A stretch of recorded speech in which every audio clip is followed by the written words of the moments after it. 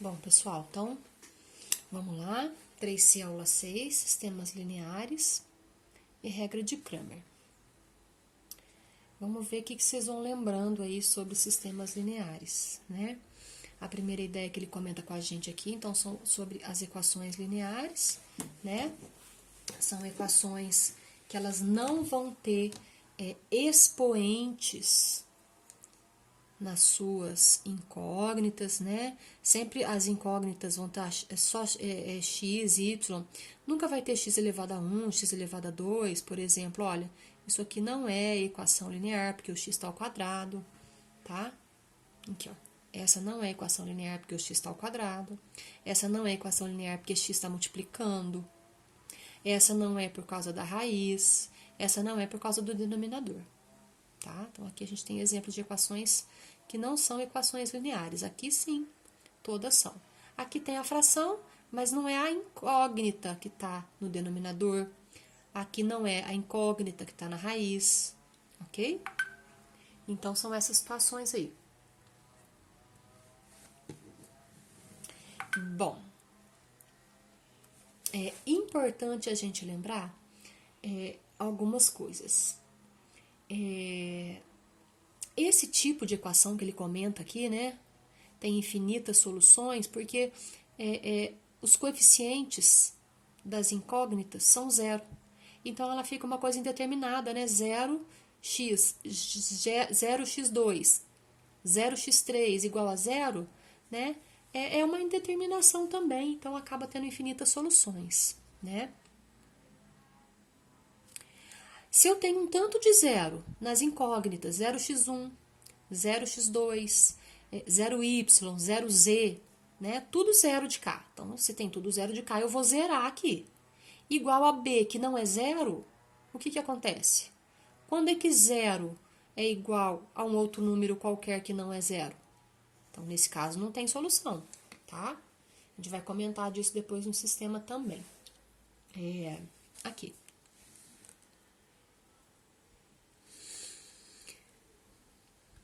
Admitir infinitas soluções não é o mesmo que admitir qualquer solução. Isso é muito importante, tá? Infinitas soluções não é qualquer solução, ok? Sobre conjunto solução, o que significa? São os valores, também chamado de conjunto verdade, né? É um conjunto formado pelos valores das incógnitas. Não, então, se eu acho que x é 2, y é 3, então o conjunto de solução é 2 e 3, ok? Conjunto de solução, então, é o conjunto formado, porque tem exercício que te dá o conjunto de solução e pede para você verificar. O que você vai fazer? Substituir as incógnitas por aqueles valores, ok? Então, vamos lá, página 13. A gente já começa a falar de sistemas lineares. Então, os sistemas lineares, ele pode ser de vários formatos, né? Aqui ele tem duas equações, duas incógnitas, duas equações, três incógnitas, 3 e 3, né? Aqui ele tem 4 incógnitas, tá vendo? Mas só 3 equações. Então, aqui fica mais complicado de achar a solução nesse tipo de problema, ok? Para resolver, eu sempre preciso ter um número de equações pelo menos igual ao número de incógnitas, né? Se tiver mais equações que incógnitas, tudo bem. Mas se tiver menos equações que incógnitas, aí fica complicado de achar a solução. Muitas vezes a gente nem consegue resolver, ok? Bom, e a solução do sistema linear? A solução do sistema linear, a gente pode resolver ele de duas formas, tá? Pela regra de Cramer ou pelo escalonamento, ok? O primeiro que a gente vai ver é a regra de Cramer. Escalonamento é a próxima aula lá. E a gente tem que lembrar disso aqui. Lembra do sistema? Sistema determinado, indeterminado e impossível. Também pode ser chamado de incompatível, tá? Impossível ou incompatível. No caso dele ser determinado, ele tem uma única solução. Quando ele for indeterminado, infinitas soluções, por isso que eu indetermino. Ele é possível, porque ele tem soluções. Mas como ele tem infinitas soluções, eu não consigo determiná-las, porque são infinitas. Então, por isso que ele é chamado de indeterminado, ok? Agora, quando ele é impossível mesmo, ele não tem solução, tá? Conjunto solução é um conjunto vazio, ok? Bom, então, gente, eu não vou utilizar aqui o método da apostila para explicar a forma que a apostila faz, porque são, né, formas longas que vai complicando muito, então eu vou resolver com vocês de uma forma mais prática um pouquinho os exercícios aqui, ok? Bom, então o primeiro exercício aí ele fala o seguinte: se o sistema linear for resolvido pela regra de Cramer, o valor de x será dado por uma fração cujo denominador vale... E aí agora a gente vai ver o seguinte. O que é a regra de Cramer? A regra de Cramer é quando eu faço o seguinte. Para eu achar o valor de x, y e qualquer outra incógnita, né, a gente faz que x é igual a dx sobre d. Se eu fosse achar o valor de y, eu ia fazer y igual a dy sobre d. Ok? Z é igual a dz sobre d. Esse d, sozinho, ele é o determinante formado por 3, 4, 5, 7, nesse caso. Então, o determinante aqui, o d, é formado pelos coeficientes das letras. Ok? Então, ele fala o seguinte, ó, o valor de x será dado por uma fração, ele só quer saber o denominador. Ele não quer saber o valor do x, ele quer saber só o denominador. Então, pela fórmula, eu não preciso nem achar dx nesse caso. Eu vou achar só o d. Ok? Depois eu vou fazer explicando o dx. Então, como ele pediu só o denominador, eu vou fazer só o d. Então, eu vou pegar 3, 4, menos 5 e 7, achar o determinante. 3 e 7, 21. 4 vezes menos 5, menos 20, só que aqui eu troco o sinal, né? Fica mais 20, então o denominador é 41. Se ele pedisse o dx, o que eu teria que fazer para achar o dx? Os termos independentes 12 e 19 viriam aqui para o lugar de 3 e 4, que são os coeficientes do x. Então, eu colocaria aqui o 12, o 19, menos 5 e 7. E encontrar aqui esse determinante para achar o dx. Então, o dx seria o resultado desse determinante aqui. Se ele quisesse saber o x, né, é o resultado de dx sobre d, ok? Mas aqui ele pediu só o denominador vai ser 41. Ele não pediu isso aqui, ok? Qualquer dúvida nesse exercício, é só me perguntar lá no WhatsApp ou na aula de quinta-feira que a gente vai estar online que a gente esclarece, tá bom?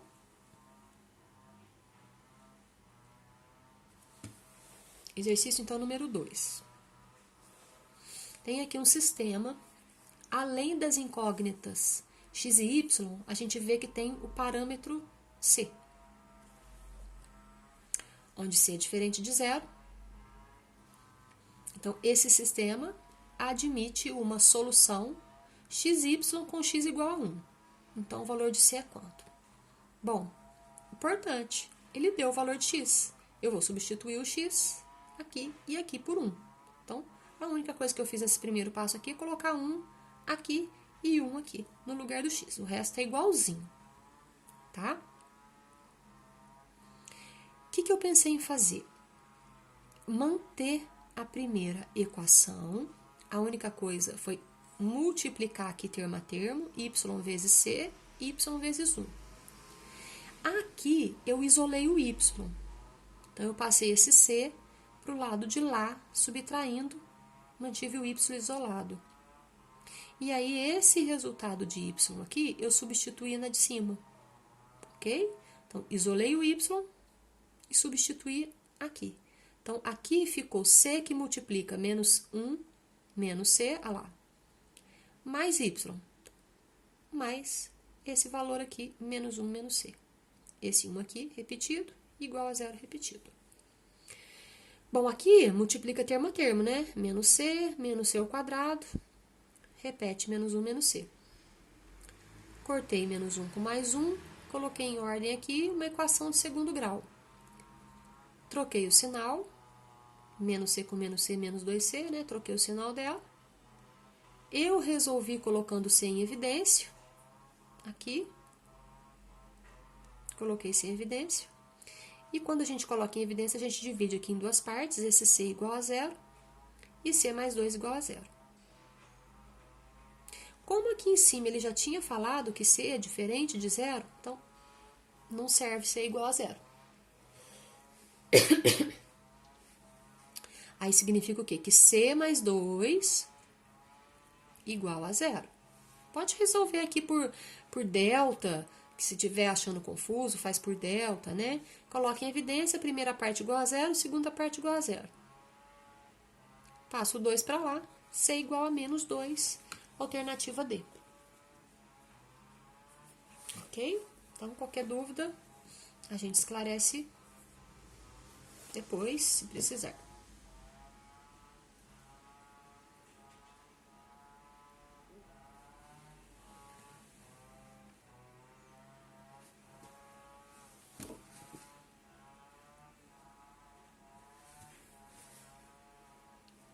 Exercício 3. Considere 3 números inteiros, tais que as somas de 2 a 2 deles, distintos, resultam 20, 15 e 19. O que significa isso, né? Soma de 2 a 2. Então, são 3 números. Chamei de A, B e C esses 3 números. Soma de 2 a 2 significa A mais B. Então, eu vou somar A com B, A com C e depois B com C. Tá vendo? Isso que é a soma de 2 a 2. Resultam em 20, 15 e 19. Então, a soma de 2 a 2 é igual a 20, é igual a 15, é igual a 19. Tá vendo? Então, aqui eu tenho um sistema. Só que esse sistema aqui, desse jeito, eu não fiz por Cramer. Pode fazer por Cramer. Eu vou montar ele para quem quiser resolver por Cramer. Mas ele vai ficar muito mais rápido e mais fácil se a gente fizer o seguinte. Toda vez que você tiver um sistema, ele tem 3 incógnitas, A, B e C, né? Mas nas equações só aparece de 2 em 2. Então, o que é mais fácil fazer? Ó, isolo A em função de C, isolo B em função de C. Então, tá vendo aqui? Passei o C para lá, subtraindo, passei o C para lá, subtraindo. Você sempre faz isso, tá? Passa sempre a mesma letra. E aí, o A em função de C, eu vou substituir aqui. O B em função de C, eu vou substituir aqui. Então, olha, onde tem A mais B igual a 20, o A, 15 menos C, e o B, 19 menos C. Fica muito mais fácil. Aí, você acha o C. Ok? Esse 19 aqui, né? Com 15.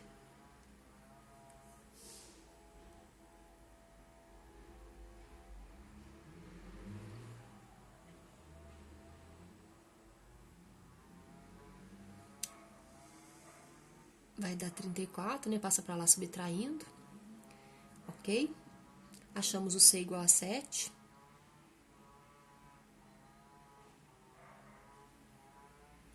E aí, se substitui aqui, 7. Substitui aqui, 7.